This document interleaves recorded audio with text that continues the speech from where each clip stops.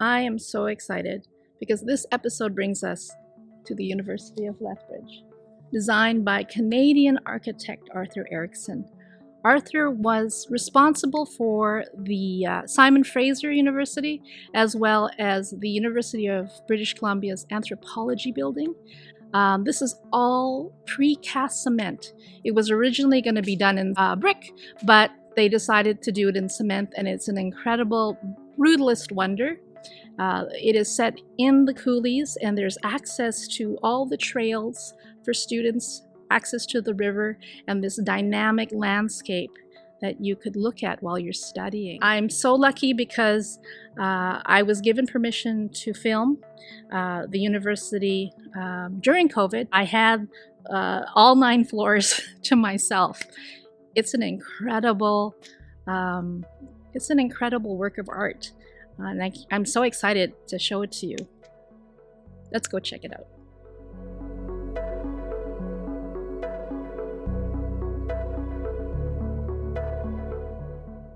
Probably since the early 60s, 62, 63, Van was very interested as chair of the Education Committee of the Chamber of Commerce.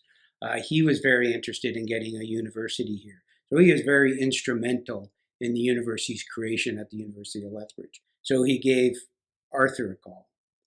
And Arthur was in Paris at the time, and he paid for his own fare to get to Lethbridge down here, and he came and gave a talk at the Yates downtown about what he thought of what was going on. They were having a conversation about if a university was going to come here, where what was going to go. And Arthur came here and stayed at Van's house, and they had his first idea, actually, from talking to Van was he wanted the university downtown.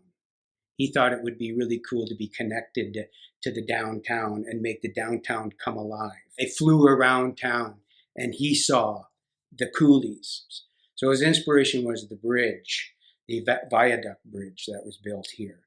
So he thought that the west side in the coulee would be an excellent place for it.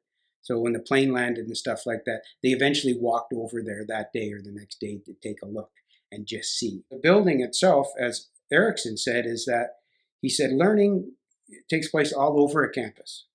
It doesn't just take place in classrooms. It takes place in the cafeteria, learning and teaching, in the hallways, everywhere. I mean, his idea was if there was a lecture going on in those Platonic couches, students could walk by, and if they were interested in what was going on, they can sit in and listen to what was going on. In his original books, his little model books, he has the term Platonic couches. And what he was referring to is the time of Plato, when people would just sit around and discuss things. So he created those couches for the 6th level of university. Okay. But the Platonic couches are still there. And that was his idea for those Platonic couches. So those Platonic couches acted more, they had films out there, they had classes out there, they had workshops out there, and you can see that they're uncomfortable, but I think they were uncomfortable for a reason, so that people would be awake and not fall asleep on them. Right? So it was really that kind of university at the beginning. So it was very experimental. There you had a number of faculty members who were your supervisors. You'd have a supervisor, and they would say, what do you want to study? That's what you want to study? Off you go. You go for 6 months or 3 months. You come back, tell us what you learned. We'll pass you or fail you. They really wanted something very different here. And it started out being very different here, which irritated a lot of academics outside of Lethbridge in Calgary and Edmonton, because they had courses where there was just pass-fail. They started the semester system in Alberta. There was not a semester system when the University of Lethbridge started. They also they changed the marking system to A, B, and C, and D, and E from a numerical system because they said that it was very hard to determine the difference between an 87 and an 86 and an 88. So they changed that as well. The university started on the south side in 1967. It never opened to the west side until 1971 when University Hall opened. And then they had courses on both sides of the river. At one point, the 8th floor had the longest hallway in Canada. Now, the building, depending on what you read, is either 902 feet long or 912 feet long. But the hallway went from one window to the end of the building. Level 6 went from that end right to the other end, and it was open the whole way, and way more open than it is today. You know, all those baseball players, and that's the new atrium, right? So that atrium was built when they added the Center for the Arts in 1981. So that atrium, actually the east side of that atrium is the outside of University Hall. That interior wall is actually an exterior wall. Because that whole area is new. That was 81, right? I like it. Yeah, no, it's really Beautiful. nice. You know, that was the only really building that he didn't mind because it was level with his building.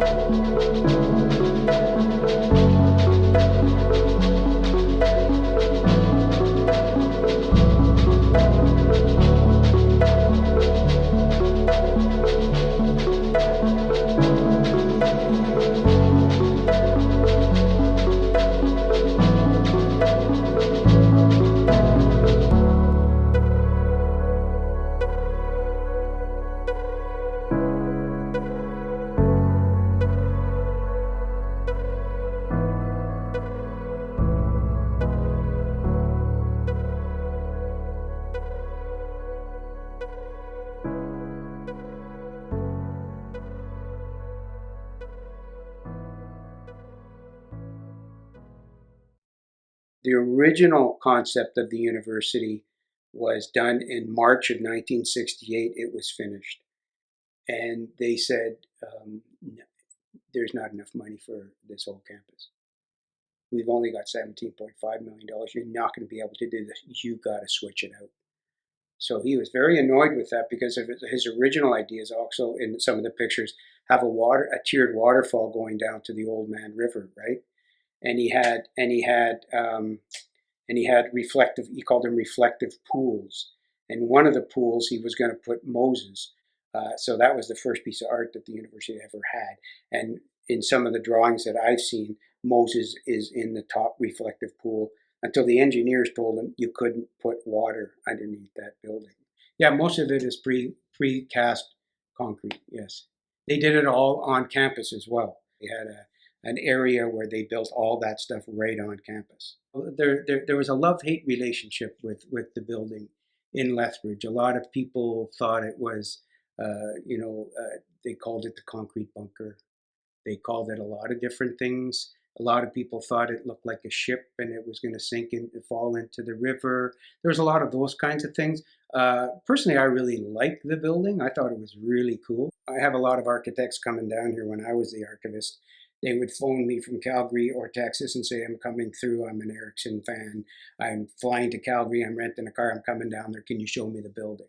It's interesting is that you don't see it until you're above it, unless you're on the other side of the town, right? You don't see it, and then you come over the coulee and there it is. And the thing about the building is, if you're outside, you want to see inside. If you're inside, you're attracted to outside, with all those windows all along the side.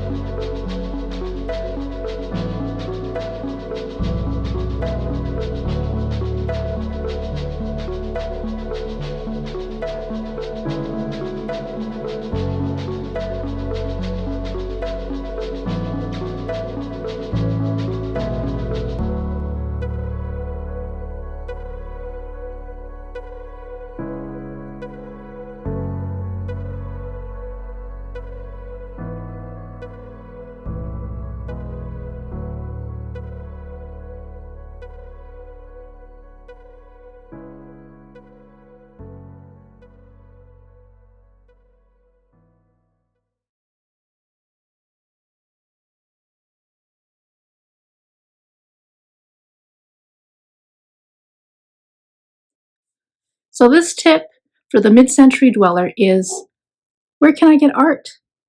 And where can I get art that I can afford? I've got a great tip for you. This group is called the Rumble House. Jess and Rich, they're both teachers of art, novelists, curators, incredible resources in the community for art, and they put an auction on every Wednesday night, online or in person, and they start at 7 to 9. They allow artists to go and draw or paint a theme, and then from 9 to 11, they auction off those pieces. Look at all this beautiful art that I have here. Like, I've gotten so many beautiful pieces for pricing that I can't even believe.